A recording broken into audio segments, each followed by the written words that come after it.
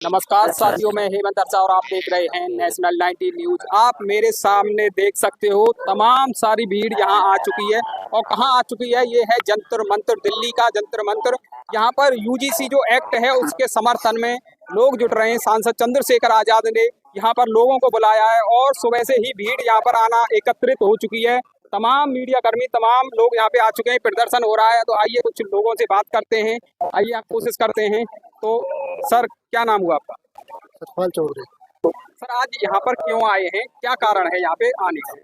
आज आजाद समाज पार्टी और भीम आर्मी के बैनर तले और माननीय सांसद चंद्रशेखर आजाद जी के नेतृत्व में यूजी के समर्थन में जो गाइडलाइन आई है उनके समर्थन के लिए हम लोग यहाँ इकट्ठा हुए कि वो गाइडलाइन सुप्रीम कोर्ट से जो स्टे लगा वो गलत है, वो बहाल होनी चाहिए और गाइडलाइन जारी होनी चाहिए ताकि जो पिछड़े दलित और मुस्लिम आदिवासी समाज के युवा है, छात्र हैं, उनके साथ जो जातिगत कारणों से भेदभाव होता है वो भेदभाव पर रोक लगे और भारत के संविधान के मुताबिक इस देश में समानता और सम्मान की भावना जो स्थापित हो। ये प्रदर्शन किसके खिलाफ है? सरकार के खिलाफ है या सुप्रीम कोर्ट का जो आदेश आया उसके खिलाफ है? ये यूजीसी की गाइडलाइन लागू करने के समर्थन में है और इसके लिए भारत सरकार ही उसको लागू करेगी, क्योंकि भारत सरकार यदि पैरवी करती ठीक से सुप्रीम कोर्ट में तो इस पर स्टे ही नहीं होता।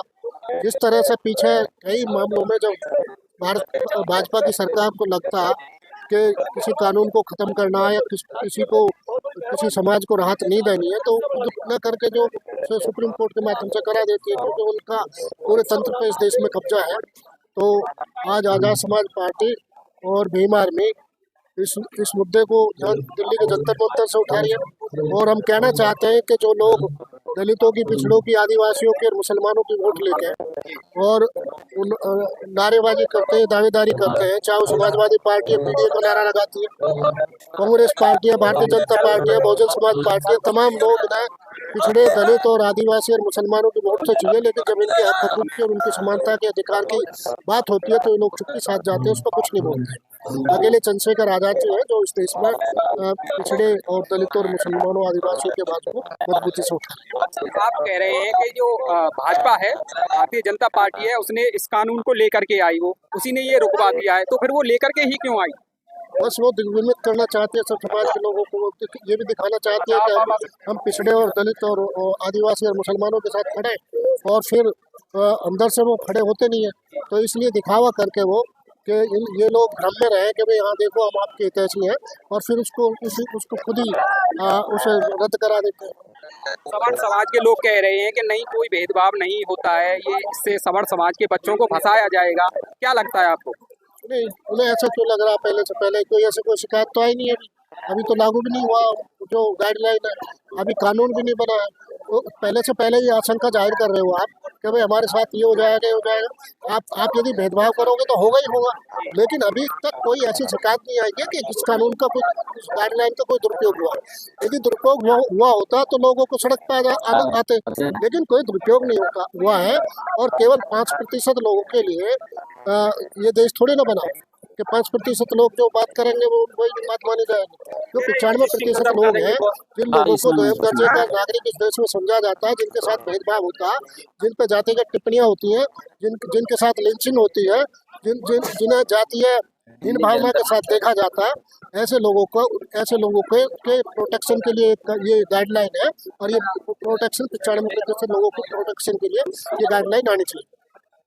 कुछ देखने को मिल रहा है कि ओबीसी समाज के ही कुछ लोग, ज्यादा नहीं, कुछ लोग गिने चुने, वो इस एक्ट का विरोध कर रहे हैं। वो ऐसा क्यों कर रहे हैं? बल्कि वो तो खुद इस ओबीसी समाज को खुद यूजीसी एक्ट में SC ST के साथ में जोड़ा गया है भेदभाव से दूर करने के लिए, तो वो क्यों विरोध कर रहे हैं? ये तो दरअसल जो गाइडलाइन है इसमें ओबीसी के लिए ही होगा, SC के लिए तो बहुत सारे कानून है प्रावधान है, लेकिन ये वही लोग हैं जो मंडल कमीशन लागू होने के दौरान जिन लोगों ने खुद, पिछड़े वर्ग के लोगों ने खुद को आत्मदाह कर लिया था, इसमें प्रदर्शन किया, वो लोग जिनको पता ही नहीं है कि इससे उन्हें क्या लाभ होने वाला, और जो जो जो भारतीय जनता पार्टी के जो मनुवादियों को जो आवरण है, जो नकली आवरण बनाया हुआ है कि आप लोग क्षत्रिय हो, आप लोग जो सवर्ण में आते हो, आप अपर कास्ट में आते हो, और वो लोग लिखित में, वो लोग संविधान में, और जो इनके वो पत्र हैं उसमें उन्हें शूद्र लिखा जाता।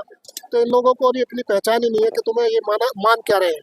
इन लोगों को इस देश में एक वर्चस्व स्थापित करना चाहता है मनुवाद और ब्राह्मणवाद। उस मनुवाद और ब्राह्मणवाद को समझने की और परखने की जरूरत है।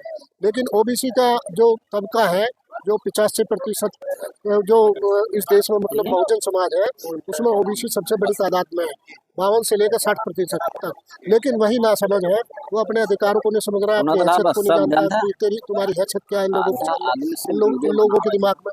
जिस दिन उनके समझ में आ गई कि तुम्हारी हैसियत क्या है, उस दिन ये लोग जो खड़े हो जाएंगे, उस दिन ये लोग मनुवाद के खिलाफ, ब्राह्मणवाद के खिलाफ मुखर होकर इस देश में अपनी हुकूमत स्थापित करने का काम करेंगे। तो ये धीरे धीरे जागरूकता आ रही है। लेकिन जैसा कि मंडल कमीशन के दौरान हुआ था 93 में, उस तरह का वातावरण तो अभी नहीं है। अब तो कम से कम इतनी समझ में लोग आ गया है कि लोग जो है अब अपने हितों के लिए खड़ा होना शुरू हो गए, और जो सरकार कानून लेके आती है या नियम बनाती है, गाइडलाइन बनाती है, उनके बारे में वो लोग पढ़ने लिखने लगे हैं। और सोशल मीडिया के माध्यम से उनमें जागरूकता आ रही है। उस जागरूकता के चलते अब अपने हक अधिकार और मौलिक अधिकारों के लिए खड़े हो रहे हैं। कुछ सवाल ये भी उठ रहे हैं, जैसे कि SC/ST एक्ट ये क्यों लागू किया गया? क्योंकि सवर्ण समाज और ओबीसी समाज के जो लोग हैं, कुछ जाति सूचक शब्द हुए या ऊंच नीच के कारण होता था, तो SC/ST एक्ट लगता था। लेकिन अब ओबीसी समाज को SC/ST के साथ UGC में ऐड कर दिया, सवर्ण समाज को अलग कर दिया। अगर SC/ST के साथ ओबीसी समाज का बच्चा भेदभाव करता है तो उसका क्या उपाय है यहाँ पर? इसलिए कहा जा रहा है कि ये रोक दिया गया है, इसमें पूर्णतः गाइडलाइन सही नहीं दी गई है। तो इसमें क्या कहेंगे ओबीसी समाज का अगर बच्चा SC/ST समाज के बच्चे के लिए भेदभाव करता है? नहीं, इसमें तो देखो, जब से माननीय काशीराम साहब ने ये आंदोलन शुरू किया 85% का बहुजन समाज, तब से जो पिछड़े वर्ग के लोग हैं वो भाईचारा बनाने की कोशिश करने लगा था।